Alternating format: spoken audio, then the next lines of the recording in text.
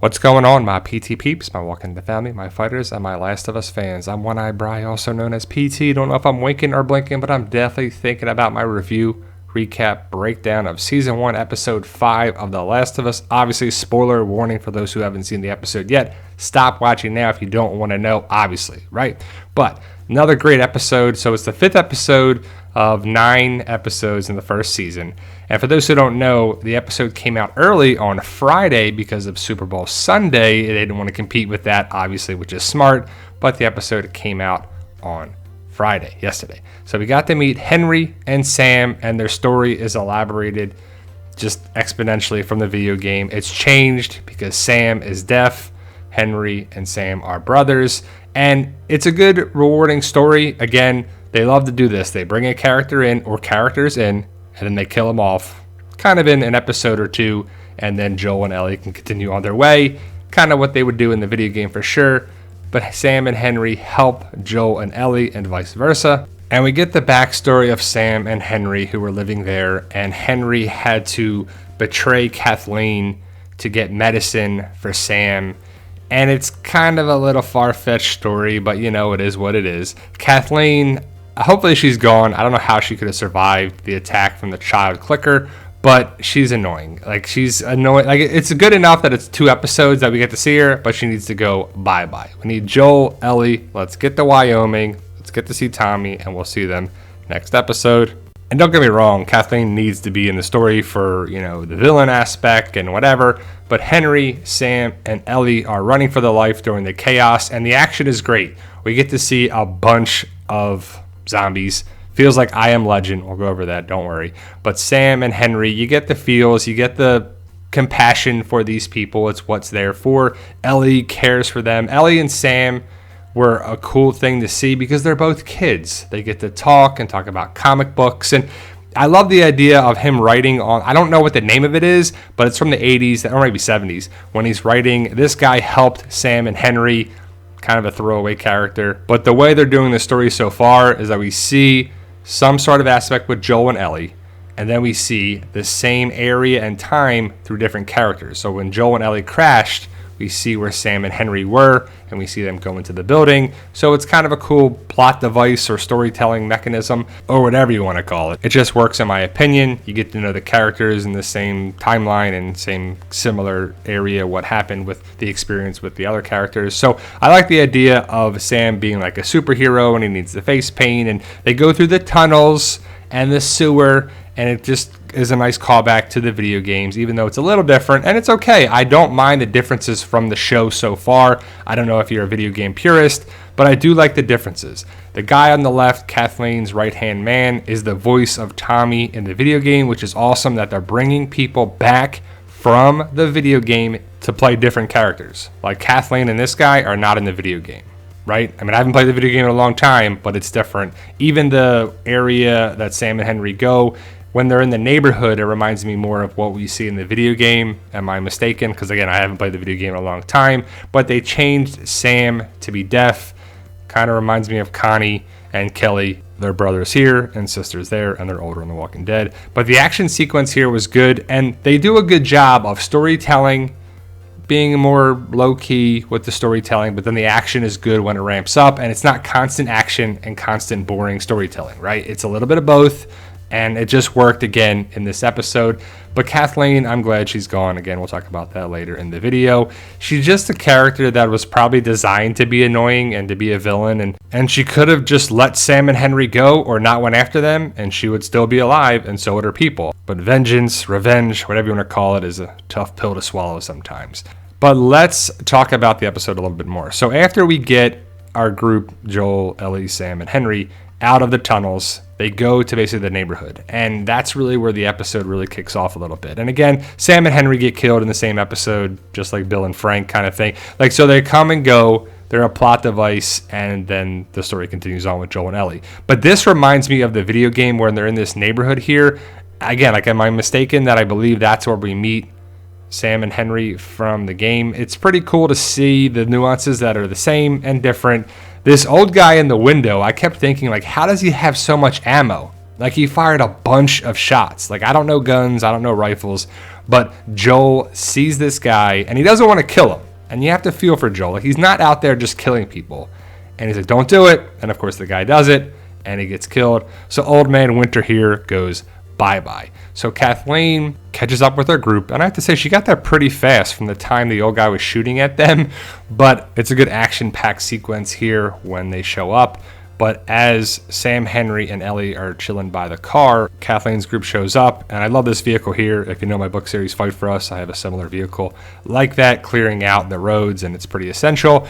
But we see the action sequence where Ellie has to run. And as Joel is firing, it reminded me a lot of Morgan in The Walking Dead Season 1. But you see all the vehicles that are there, and Joel is trying to take the vehicle out. Reminds me again, like I said, Morgan, the rifle, the scope, Season 1 of The Walking Dead. Some similar stuff is going to happen, that's for sure. But I saw it and I was like, man, Morgan, Joel, pretty similar, right?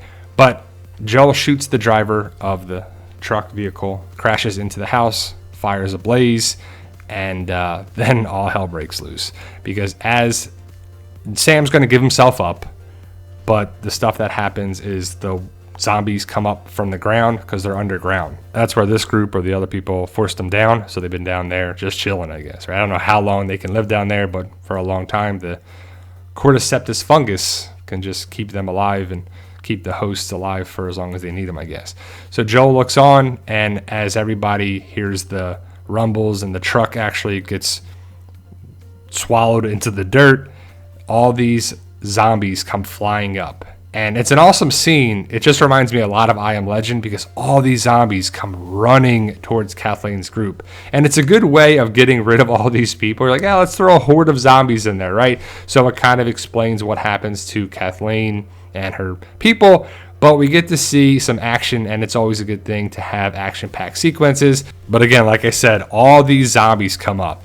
And it's a great scene and great sequence here. Not for Kathleen and her people, but as the zombies come flying up, all the different kinds, the clickers, and you get to see like child clickers, more on that later, but you get to see a big, fat bloater, a shambler, whatever they call them, right? So again, look at this scene right here. It's just awesome. You see the gunfire, you see the vehicles, and I'd be staying in a vehicle. Look at all these people just chilling out. You don't need to be out. You could have a couple people in the vehicle, and they tell them, run them over. So they try to get into the vehicles and run them over, but I don't know how many zombies come out from the ground, but it's a bunch of them. And we see Sam, Henry, and Ellie just trying to hide and not die among all the chaos. But as Ellie is hiding behind a thing, Joel is taking out zombies and clickers and whatever you want to call them, runners, with his rifle. They get into Kathleen's people, get into the vehicle and run over a bunch of the zombies. And it's a chaotic mess, which is great. This dude is ripped apart by a bunch of, I'm guessing, clickers, right? So again, here's the bloater. Dun, dun, dun. And this is like the boss battle, one of the boss battles in the game, which is pretty cool. They're hard to take down, and you see all the fungus and all the stuff on the outside. They can't see because they have no eyes, but they have a mouth still. And this guy's like, whoa, and it just reminds me of like a huge wrestler, like Andre the Giant or Braun Strowman or someone, just wreaking havoc among the wrestlers. And so Kathleen and her right-hand man just like get back, and the guy's going to be like, look, get out of here. Don't turn around. Just run. Get out of here. So he's making the stand so Kathleen can get away, and he gets his head ripped off, which is pretty gruesome and cool. It's not like a close-up, but it's pretty gross. He runs out of bullets, and Kathleen runs, and her jog is like so nerdy and cheesy and geeky, I don't know, but as she's running away, you can see the bloater's like, and just rips off the dude's head.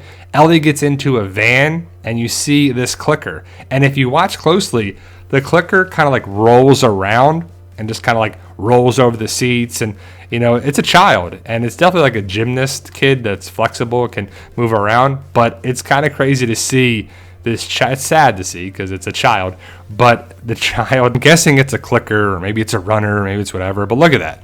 Looks pretty great, and you can see the fungus growing out of her head. Then we see Kathleen catches up with Sam, Henry, and Ellie, and as Kathleen points her gun at them, Ellie looks on, and that same child, clicker, runner, whatever it is ready to attack Kathleen. I'm guessing it's the same one. It's a child one. I'm guessing it's the same one that was going after Ellie in the van. But Kathleen looks away. Obviously, the movie show trope. And this thing leaps at her like, ah! Like, it's pretty awesome. And this clicker zombie kid just starts punching her and ripping her apart. And so I'm guessing Kathleen is ripped apart here, which is a pretty cool death for Kathleen. We're guessing. Maybe she survived, but I doubt it. And Joel's like, come on, let's get out of here. Two great shots here of the chaos that I guess the bloater calls all the other runners and, lower level zombies to go attack the vehicle right here, because it's like, and they just go and attack the vehicle and remaining survivors. And we see Joel, Ellie, Sam, and Henry go to this, I'm guessing it's an apartment complex or maybe motel. And I do love the idea this is how they communicate. Again, I don't know what this is called. What is this called? What from the 70s or 80s. But you see some more nice moments with Sam and Ellie. Then we find out that Sam is bit on the leg. Ellie cuts her hand and tries to put her blood into Sam to heal him, but it doesn't work. Sam's sitting there and he's a zombie. From his bite on the leg, Ellie and Sam come flying out the door, and Sam's trying to attack Ellie. Joel and Henry are in the other room, the same room this is happening. Henry grabs the gun that's on the floor, fires a shot for Joel not to do anything. Joel doesn't know what to do. Henry points the gun at Sam and kills Sam because Sam is attacking Ellie. And then, Henry's like, God, what did I do? And I guess it's the guilt or fight or flight or, I don't know, an emotional response or traumatic. I don't know what you'd call this. And Henry's like, I don't know. I don't want to kill these people. So he ends up shooting himself and kills himself. And Joel and Ellie, just look on. And now it's Joel and Ellie to continue on. And it's got to be traumatic when someone, commits suicide and shoots themselves right in front of you, right? I mean, Ellie's seen some crazy stuff. And I'm sure Joel has too. But you see a shot here of Joel and Ellie with the graves for Sam and Henry. And I don't know where they got the shovel, but Sam and Henry are gone. Ellie brings the bags over and the jacket for Joel. And she's like, which way is west? All right, let's go. And Joel's like, wow. She's like brushing stuff off that quickly. He's like, wow, this is tough to see as a kid, because she's a kid. She writes, I'm sorry on the thing here and leaves it there at the graves. Joel looks on, and it's got to be tough because Joel is probably seeing Ellie as his daughter, family, surrogate daughter, whatever you want to call it. He cares about her. And he was worried about her. And she's like, come on, let's go. So he gets the bag, his jacket, his rifle, and then they just start walking. And Ellie's seen some stuff. Joel's seen some stuff. It's an apocalypse, so it's never going to be good. And kind of the classic scene that they like to end stuff on, them walking down the street, going west. Another great episode, season 1, episode 5. So like I said, guys, I think there's 9 episodes this season. So we're more than halfway there. It returns next Sunday. So we're back to Sundays because there's no Super Bowl Sunday. That's done this Sunday. But the season's good so far. All episodes have made sense. They've elaborated and given characters more story that you just can't do in a video game. They've changed some things. I think it's worked. But overall, it's a great series so far. Let me know your thoughts. Post your comments below. I do see some similarities to The Walking Dead, but it's a zombie apocalypse. No one owns a zombie apocalypse or apocalyptic, whatever you want to call it. It's just not the same. There's going to be carryover. There's going to be similarities. There's going to be differences. There's going to be stuff that just has to be the same. But let me know your thoughts. Post your comments below. Stay safe. And as always, tell them Daryl.